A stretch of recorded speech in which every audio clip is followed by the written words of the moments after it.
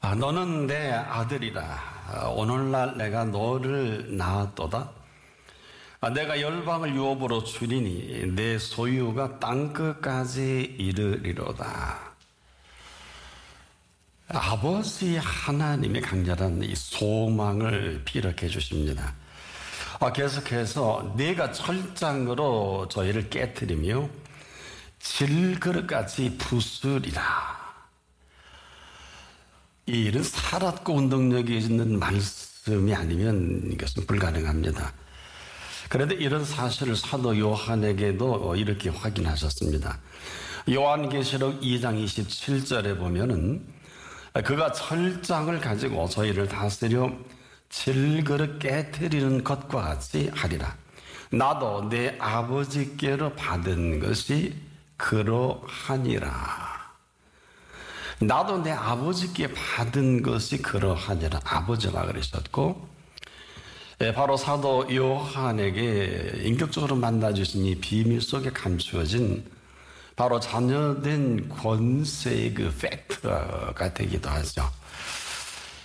그 말씀에 담겨있는 살았고 운동력이 있는 지금도 살아계신 이 하나님의 그 말씀의 권세입니다. 우리가 역사의 그 권세라는 것은 인류 역사를 보면 두 가지 축이죠. 하나는 권력이고 하나는 세력인데, 자, 여러분 역사를 어디까지 알고 계십니까? 영어문화권에서는 역사를 히스토리라고 합니다. 이것은 예수가 2000년 전에 이 땅에 오신 그 날과 시를 원년이라고 해서 인류 역사는 그 이전에 BC, Before Christ가 되고 그 이후에 AD, 안노 도미니 라틴어로 이렇게 주님 이전과 이후로 나뉘죠. 그런데 이것은 인류가 지금도 원하든 원치 않든 우리가 다른 나라를 방문할 때 그 출입국 관리소인 이미그레이션을 통과하면서 이 날짜와 연도와 날짜를 기록하지 않으면 절대로 출입이 불가능합니다. 이건 전 세계가 공통입니다. 자, 이런 오늘을 우리가 살아가면서 예수 그리스도를 원년으로 여러분의 생년월일도 그렇고요. 오늘 여러분이 무슨 관공서나 아주 중요한 날을 쓸 때도 결혼 날짜다, 또 무슨 아주 소중한 날이 많죠. 생일이다. 이 모든 것이 예수 그리스도가 이 땅에 오신 원년부터 우리는 지금도 몇 년, 몇 월, 며칠을 기록을 한단 말입니다. 자, 이렇게 쓸 줄 알면서 왜 쓰는지 아는지 모르는지 모를 정도로 분명히 이 땅에 예수님이 오셔서 가르쳐 주신 시간이란 말입니다. 그런데 이 사실을 사실대로 인정하고 살아가는 사람은 제가 아무리 눈을 씻고 봐도 많지는 않는 것 같아요. 너무 드뭅니다.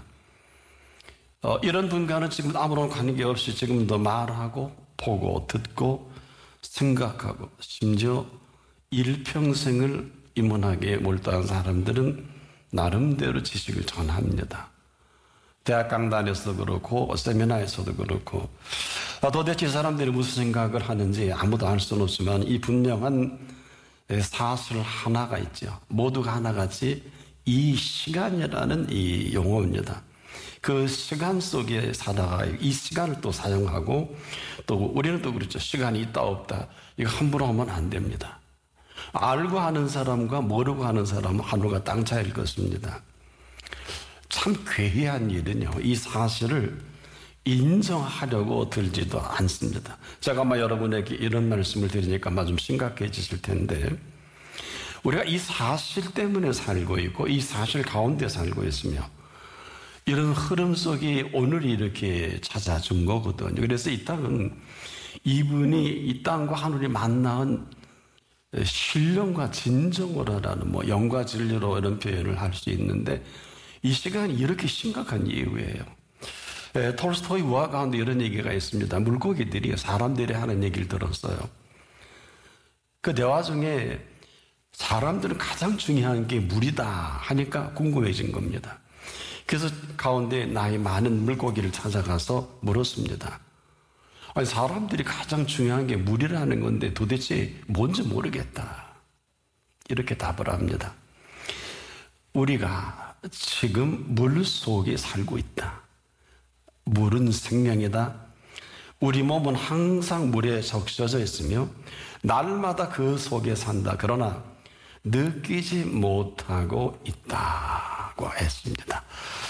우리가 느끼지 못하고 깨닫지 못하면 아무것도 아니죠. 지금 저나 여러분이나 우린 생명이 필요한 모든 것에 둘러싸여서 지금 이만큼 살아가는 가장 중요한 사실을 제대로 아는 사람도 많지는 않습니다. 자, 우리가 이 생명을 생명되게 할 때 이 둘러서 가장 중요한 것 중에 하나가 호흡이지요. 누구나 다 호흡을 하니까 누구나 다 호흡을 하고 호흡하고 사나보다 이렇게 생각은 하고 있지만은 사실 그 정도가 아니라 제가 이 호흡을 하는 정도가 아니라 호흡 때문에 여러분 앞에서 이렇게 설교를 말씀을 전할 수 있고 호흡 때문에 호흡에 감싸진 즉 이 소리라는 것은 1초에 340m를 달려갑니다. 그래서 이 소리가 좀 늦게 전달되는 거리가 멀면 또 들리지 않겠죠. 하지만 빛은 1초당 30만 킬로를 달려가죠. 그러니까 우리가 호흡을 한다는 자체가 이 호흡이 아니라 오늘 제가 여러분에게 호흡에 의지해서 공기의 흐름 속에 소리가 전달이 되는 것처럼 이렇게 심오한 사실을 우리가 알고 호흡할까요? 뭐라도 문제는 없습니다. 자, 이 호흡을 통해서 우리는 가장 중요한 그리고 그리운 부모님과 자녀의 만남 속에 사랑의 확인을 호흡으로 소리로 합니다. 부부가 또 가장 아름다운 언어를 전달하는 매체가 되기도 하고 우리가 너와 내가 그렇게 보고 싶다는 게 뭐예요? 서로 그 가까이서 그런 사랑하는 음성을 듣고 싶은 그 전달을 해주는 호흡이요. 그 전달을 전달하게 하는 소리의 움직임을 누가 알겠습니까? 우리가 이 알든 모르든 이 시스템 속에서 이런 완벽한 이 시스템에서 어떤 사람은 너와 내가 엄청 싸우지요. 어떤 사람은 가장 사랑하는 언어를 이도에 전달하지요. 그러나 이건 알 수도 있고 모를 수도 있겠지만은 어쨌거나 이 사실만큼은 우리가 부인할 수 없다는 것입니다. 이 얘기는 지금 오늘 저나 여러분 이만큼 살아있어서 살아있게 하신 이 사실을 알고 살아간다면 이런 다른 얘기죠.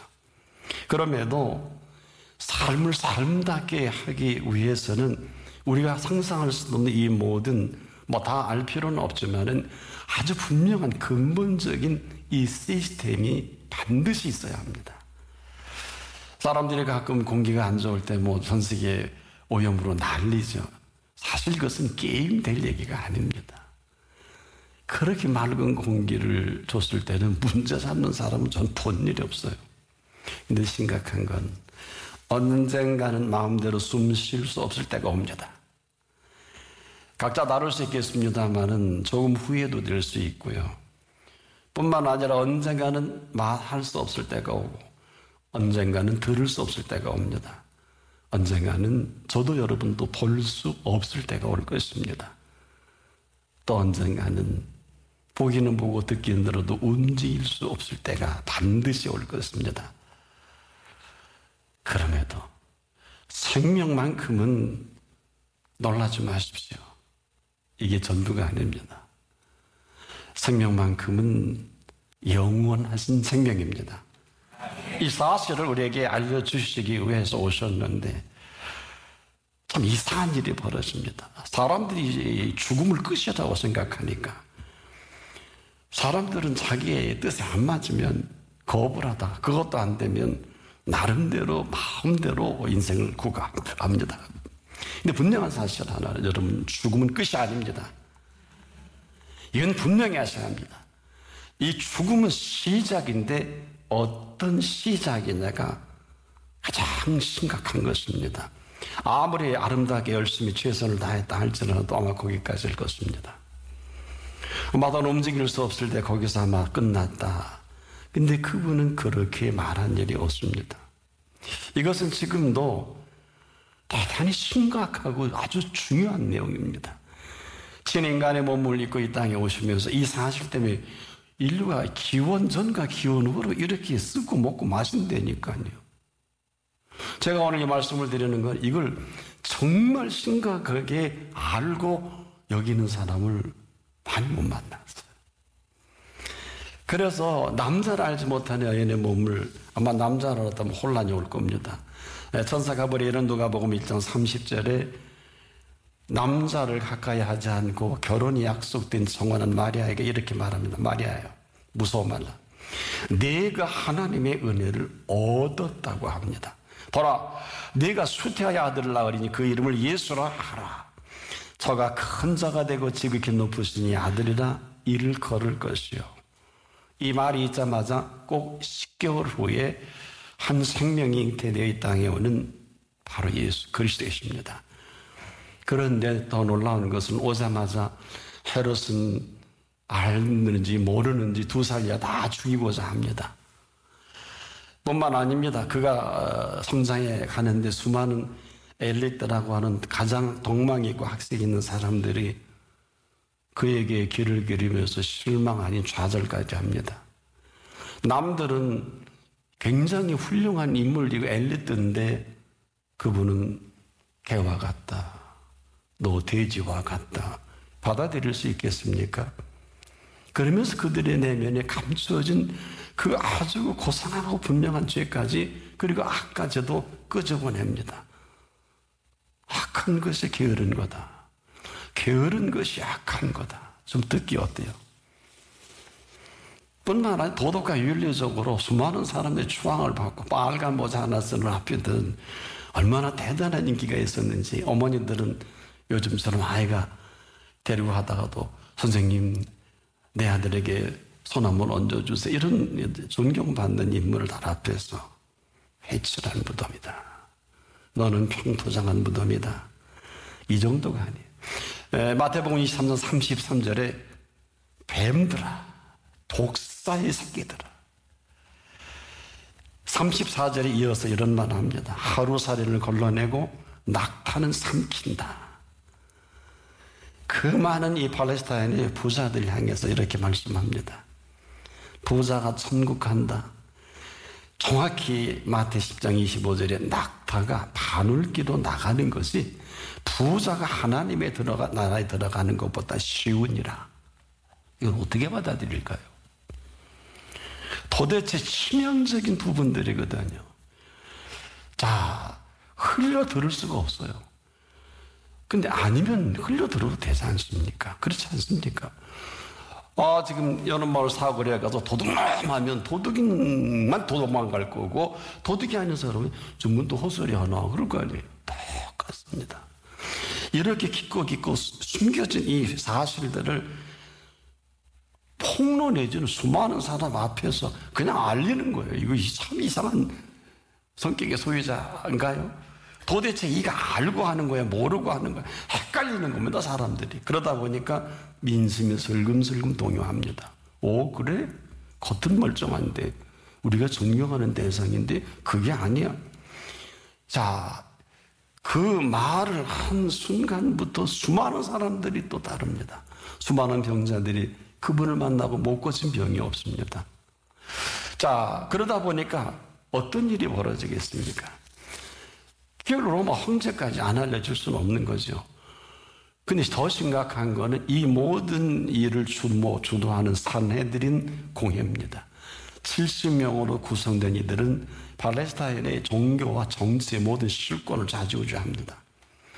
자, 이들의 심각함을 그대로 예수님께서 폭로하시고 드러내시는 거예요. 그것도 공개적으로.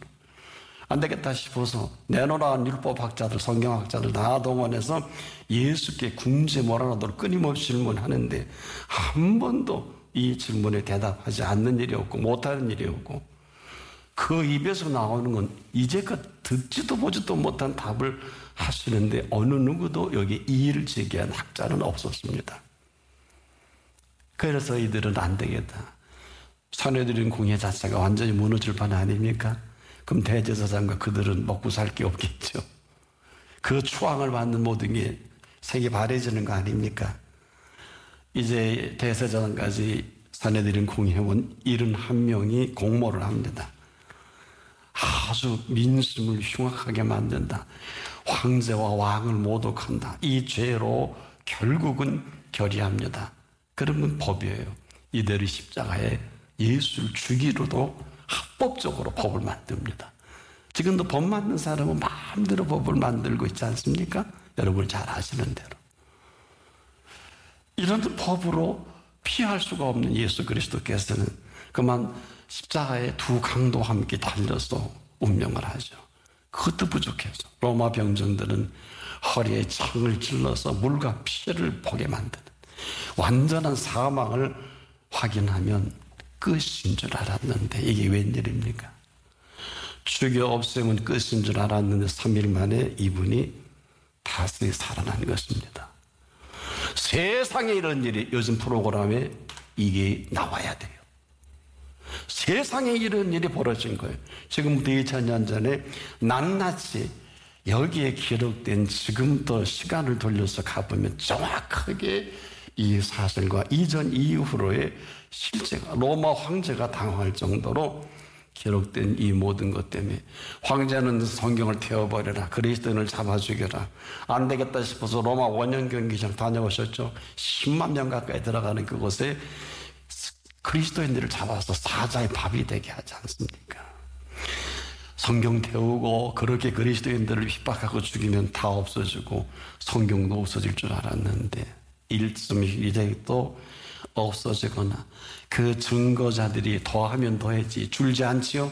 사람을 죽이면 끝이 아닌 사실을 인류 역사에 그대로 보여주신 십자가입니다.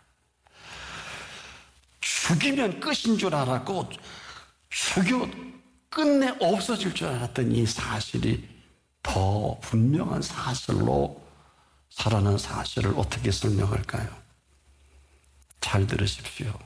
저나 여러분이나 오늘 이 모습이 되어가 영원한 생명의 시작입니다. 이 사실을 신이 말씀하셔서 말씀하신 대로 나는 누구냐? 부활이다. 나는 누구냐? 생명이다. 너가 나를 믿으면 죽어도 살겠고 무릇 살아서 나를 믿는 자는 영원히 죽지 아니하리니. 이 실제를 십자가에서 비참하게 죽으시고 3일 만에 보여주신 생명입니다. 지금도 세상은 딱 불의의 사람, 두 종류의 불의의 사람밖에 없어요. 하나는 이 영원한 생명으로 당당하게 사는 사람이 있고 또 하나 부류는 삶이 지옥 같아서 영원한 지옥을 사는 사람의 특징은 한 4-5가지로 나타납니다. 어려워요, 힘들어요, 못 살겠어요, 죽고 싶어요, 어디 지구를 떠나고 싶어요, 이런 얘기도 만들지 않습니까? 두 종류의 사람들은 없습니다. 지금 이 생명을 살게 하신 생명의 주인이 이 자리에 함께 하십니다. 또한 이분은 영원한 생명의 프로젝트를 위해서 완전하고도 완벽한 이 생명 프로젝트를 완성하신 분이기도 합니다. 그래서 십자가에서 온 인류에게 다 이루었다 하신 이 생명 프로젝트입니다. 이 사실 66권의 그 시작과 마감까지도 여기에 낱낱이 기록을 합니다. 뿐만 아니라 인생의 삶의 여정은 여러 모양과 여러 모습으로 이러저러한 일들이 영원한 생명 프로젝트 안에 다 담겨져 있습니다. 문제는 이 생명 매뉴얼로 살아갈 것이냐, 그렇지 않을 것이냐. 생명의 프로젝트란 이런 것입니다. 뭘 많이 해야 되는 게 여러분 착각하지 마세요. 하나님의 일은 우리가 못해요.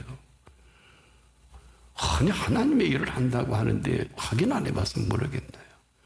하나님의 일은 하나님이 하시는 것을 하나님의 일이라고 합니다. 깊이 생각하세요.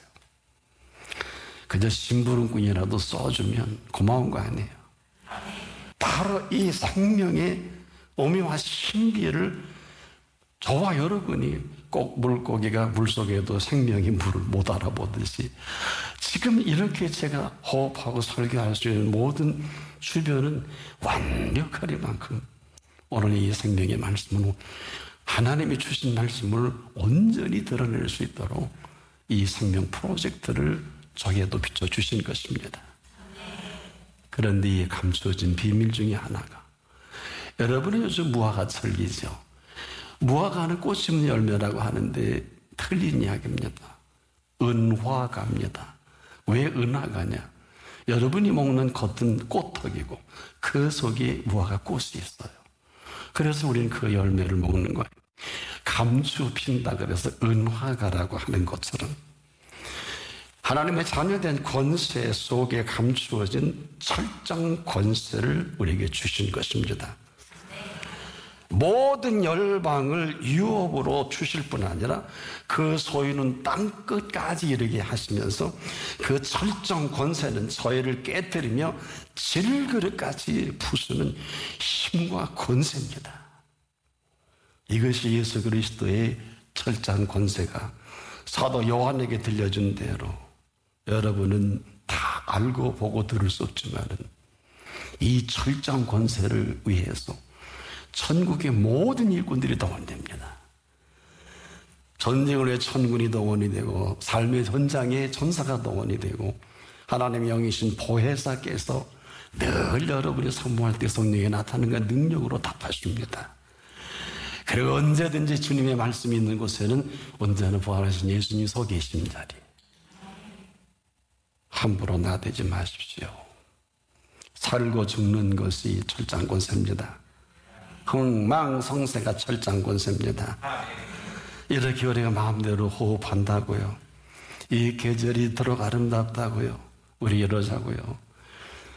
봄은 봄이어서 아름답다 하자고요. 여름은 여름이어서 아름답고 가을은 가을이어서 아름다운 정도가 아니라 얼마나 싱그럽고 탐스럽고 소담스러운 열매가, 저도 좋아하는 가을에 가을이 많은데 맛있는 가을들을 우리를 위해서 내시고, 이 가을의 정치는 아름다운 열매의 진수뿐 아니라 이걸 즐기게 한 것뿐 아니라 봄꽃이 아름다워도 가을의 오색 창연한 이 아름다움만 할까요?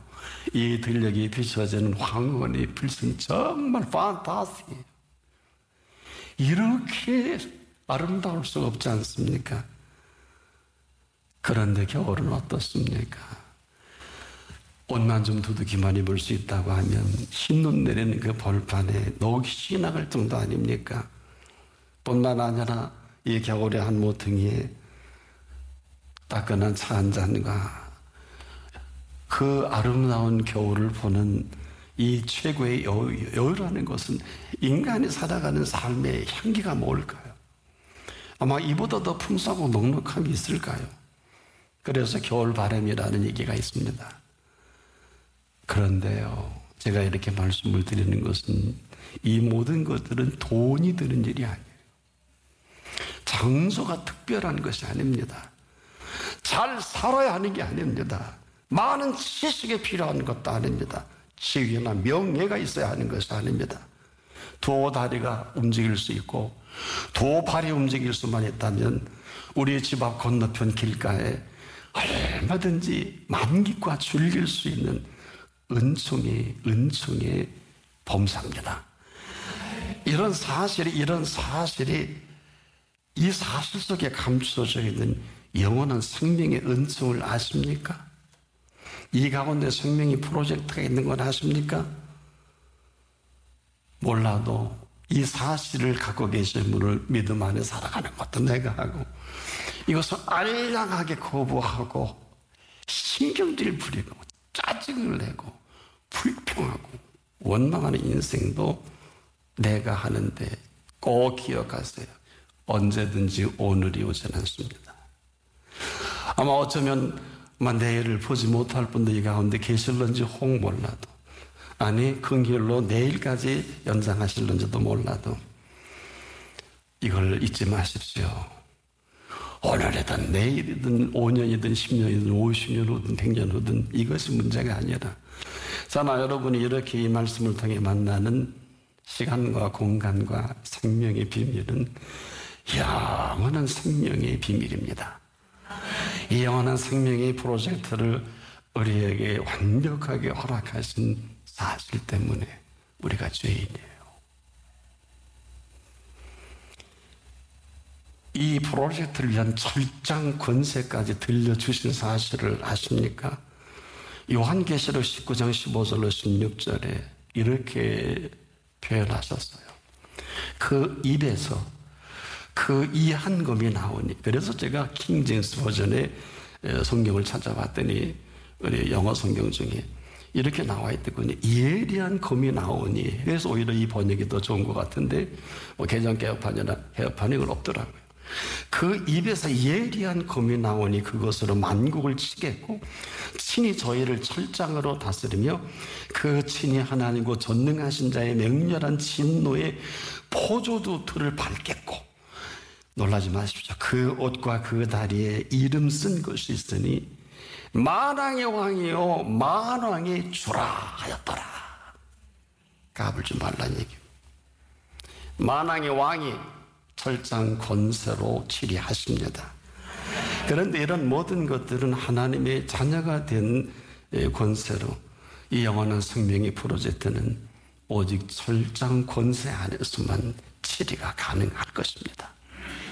오늘 이 시간 이런 엄청난 생명 프로젝트 앞에 서 있으니 저나 여러분이 영원한 생명의 은총으로 들어갈 건지 그렇지 않을 것인지는 오늘 각자의 선택입니다. 부디 이 영원한 생명 프로젝트를 통해서 오늘 모두가 언젠가는 그 나라에서 만나게 될 것입니다.